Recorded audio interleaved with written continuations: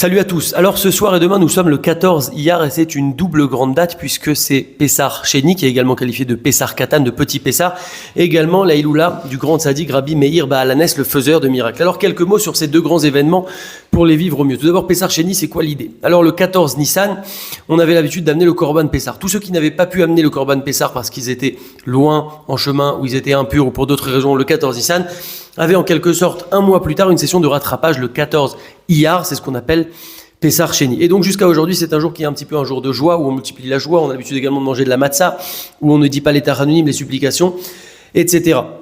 Au passage, un des messages de Pessar Sheni, c'est donc cette notion de rattrapage. Dans la vie, on a toujours la possibilité de se rattraper, de se corriger, de s'améliorer. Ça peut être dans le sens général de la vie, quelqu'un qui est né dans une famille qui n'a rien à voir avec la Torah et les mitzvot, il ne faut pas désespérer, il a la possibilité de se rattraper, de grandir, etc. Mais c'est aussi valable, par exemple, au sein même d'une journée. Des fois, on commence mal la journée, puis on se dit, bon, allez, c'est foutu, on verra demain. Eh bien non, on a la possibilité de se rattraper, d'agir, de se relever. Et c'est même parfois valable au sein même d'une mitzvah. Par exemple, je fais ma Hamida et j'arrive à Retsé, donc quasiment à la fin de la Hamida, je me rends compte que je ne suis pas du tout dedans. Eh bien, c'est pas grave, j'attends pas la prochaine fila, je réoriente le tir. Dès maintenant, je me concentre sur la fin de la tefila, donc toujours cette possibilité de s'améliorer, de rectifier le tir et de se rattraper. Hachem attend toujours qu'on se rattrape et qu'on fasse mieux en permanence. Concernant maintenant Rabbi Meir, c'est la Iloula de Rabbi Meir Baal Hanes, le faiseur de miracles, c'est un des grands Tanaïm. Rabbi Meir, c'était l'élève de Rabbi Akiva, c'est un des 5 élèves que Rabbi Akiva a reformé suite au décès des 24 000 élèves, qu'il a reformé pour refaire naître la Torah en quelque sorte. Également, nos Chachamim nous disent que Rabbi Meir, ce n'était pas son nom, Meir, son nom était Néoraï. Alors pourquoi est-ce qu'il était appelé Rabbi Meir? Parce que chez Meir, parce qu'il éclairait les yeux des sages dans la halacha.